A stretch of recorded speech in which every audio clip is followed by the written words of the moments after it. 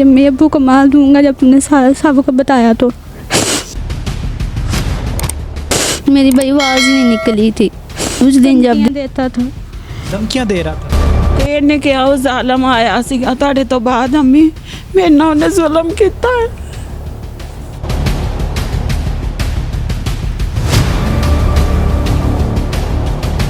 ਨਾ ਵਾਸ਼ਰੂਮ ਦੇ ਵਿੱਚ ਪਤਾ ਨਹੀਂ ਡਿੱਗੀ ਪਈ ਜਾਂ ਕਿਸ ਤਰ੍ਹਾਂ ਲੋਕਾਂ ਨੇ ਕਿਹਾ ਵੀ ਉੱਤੇ ਜਾ ਕੇ ਜਦੋਂ ਹਮਸਾਈ ਆਈ ਆ ਨਾ ਥੱਲੇ ਜੇ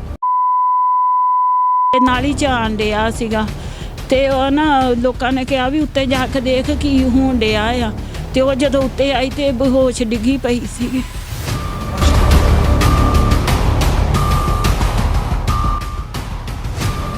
उम्र है तुम्हारी?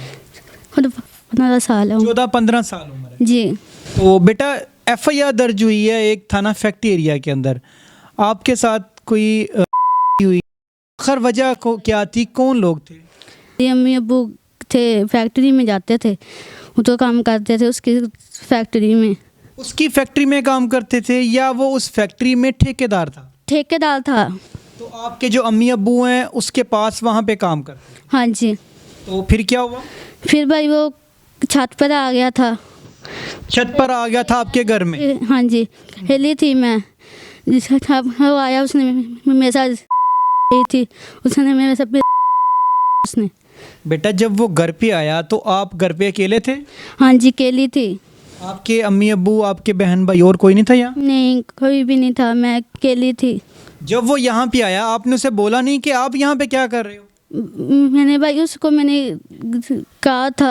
क्या कहा था आपने? बताओ मेरा बेटा, शाबाश, रोना नहीं है, कोई बात नहीं, परेशान ना हो मेरे बेटा, मुझे बताओ क्या आपने उसे बोला था? तुम यहाँ पे क्या कर रहे हो? मेरे अम्मी अब्बू तो तुम्हारे पास फैक्ट्री में काम करने के लिए गए हुए हैं, तुम यहाँ पे क्या कर रहे हो? तुमने बताया नहीं उसे? भाई वो चुपचाप से आ गया, मैं खाना बना के बैठी हुई थी। अच्छा। पता नहीं चला वो कब आया कब नहीं आया। तो फिर आपने उसे जब देखा आपने उसे क्या बोला? मैंने कहा भाग जो, वो नहीं भागा नहीं था। अच्छा, तो आपने चीखो पुकार नहीं की? किसी को बुला लेना था अपने हमसाये में, आप तो एक आबादी में रह रहे हो ना? इधर भाई हमसाये रहती थी नीचे, वो काम पे जाती थी, मैं छत पर थी, वो काम पर थी गई हुई। घर में कोई भी नहीं था मतलब? नहीं, कोई भी नहीं था। तो फिर क्या किया आपने? मेरी भाई आवाज़ ही नहीं निकली थी उस दिन जब दिन ये आया था। क्या उसके पास कोई चीज़ उसने पकड़ी हुई थी जिसकी वजह से आप सहम गए? ये था मैंने सबको मार देना, मैं तुम्हारी अम्मी अब्बू को मार दूंगा जब तुमने सबको बताया तो। धमकियाँ देता था। धमकियाँ दे रहा था जी। तो जब वो आया आप ही के बकौल, आप खाना बना के बैठी थी, आपने उसे देखा तो आपने चीखो पुकार नहीं की, आवाज़ नहीं निकली, कोई बात नहीं, लेकिन कोई चीज़ मारनी थी उसे एकदम उसको देख के।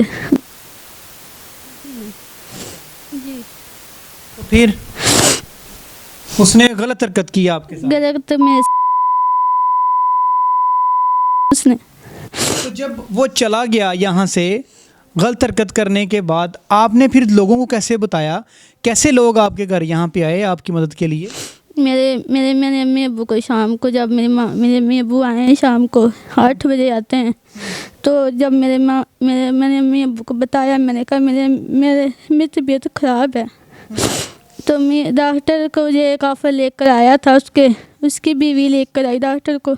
उसकी बीवी डॉक्टर को लेके आई? वो क्या घर के पास रहता है आपके? हाँ जी। उसने मतलब अपनी बीवी को बता दिया कि मैंने ये हरकत उसके साथ कर दी है? उसने डॉक्टर को बताया था ना, मैंने ये कर आया हूँ, डॉक्टर ने फिर उसने चेक किया, बोतल लगाई डॉक्टर ने। फिर वो आपके घर आके आप ही के घर में उसने ड्रिप लगाई, अपने पास क्लिनिक में ले गया? क्लिनिक पर नहीं लेके गया, इधर घर पे लगाई थी ड्रिप। अच्छा, जब वो डॉक्टर आया तो कोई मोहल्लेदार नहीं इकट्ठे होके आ गए? जी। तो फिर क्या हुआ? डॉक्टर आया तो क्या आप यहीं पर थे इसी रूम में या बाहर बरामदे में चले? मैं इसी रूम में थी। इसी रूम में थे? जी। तो डॉक्टर ने आके फिर इंजेक्शन लगाया, आपने उसे बोला नहीं कि मेरे साथ ये हरकत की है? मैंने अम्मी अब्बू को मैंने पहले नहीं ना बताया था। डॉक्टर, ये मासूम बच्ची है जिसकी उम्र तकरीबन 13 से 14 साल है, एफआईआर दर्ज हुए तकरीबन 20 दिन गुजर चुके हुए हैं, लेकिन अभी तक मुल्ज़मान का कोई पता नहीं है।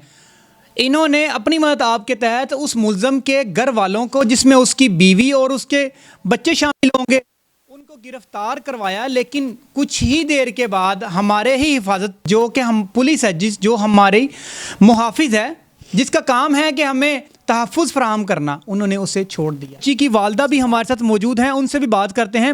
अस्सलाम वालेकुम जी। वालेकुम सलाम। क्या लगती हैं बच्ची की? वालदा मेहदी। बच्ची की वालदा। हाँ जी, बेटी मेरी। कितने बच्चे हैं आपके? मेरे यहाँ 4 बेटियाँ 2 बेटे।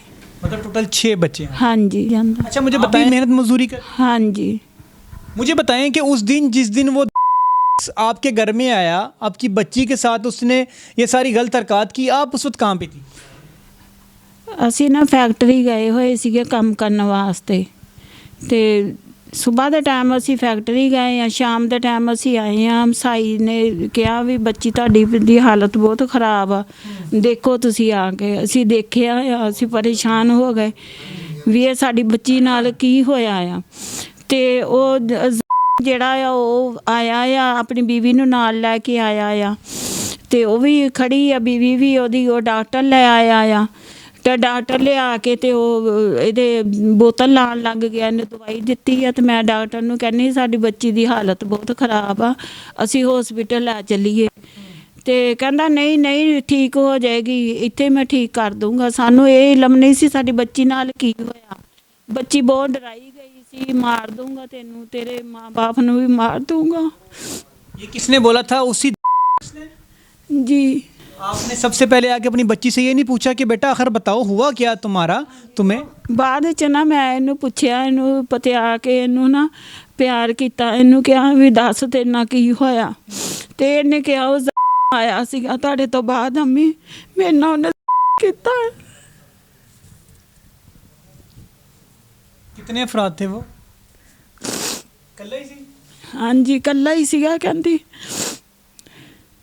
ਤੁਸੀਂ ਕਿਹਾ ਨਹੀਂ ਕਿ ਪੁੱਤਰ ਤੂੰ ਕਿਸੇ ਹਮਸਾਈ ਨੂੰ ਬੁਲਾ ਲੈਣਾ ਸੀ, ਕਿਸੇ ਮਹੱਲੇਦਾਰ ਨੂੰ, ਕਿਸੇ ਨੂੰ ਕਹਿਣਾ ਸੀ ਉਸ ਫੜ ਦਿਓ।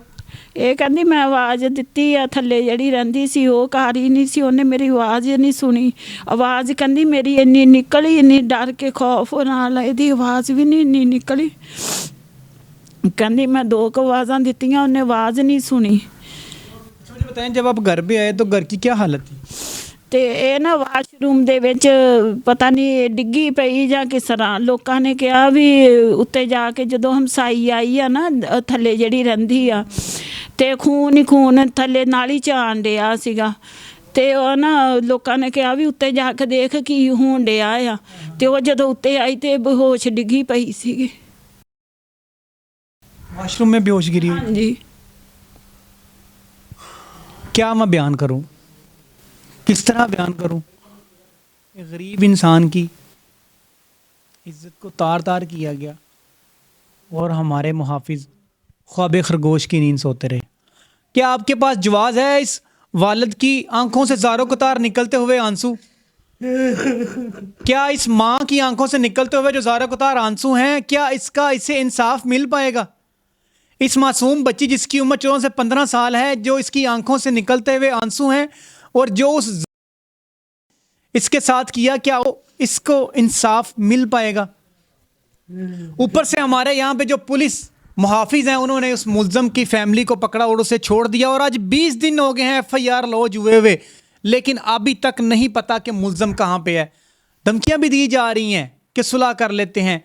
और ऊपर से यहाँ पे जो अताई डॉक्टर हैं, जिन्होंने उस बच्ची को अपने पास बुलाया, बल्कि यहाँ पे घर पे आए, उसको इंजेक्शन लगाए, उसको ड्रिप लगाई, और घर वालों को ये दिलासा देता रहा कि आपको कहीं जाने की ज़रूरत नहीं है, मैं आप इसका इलाज अभी कर देता हूँ यहीं पर।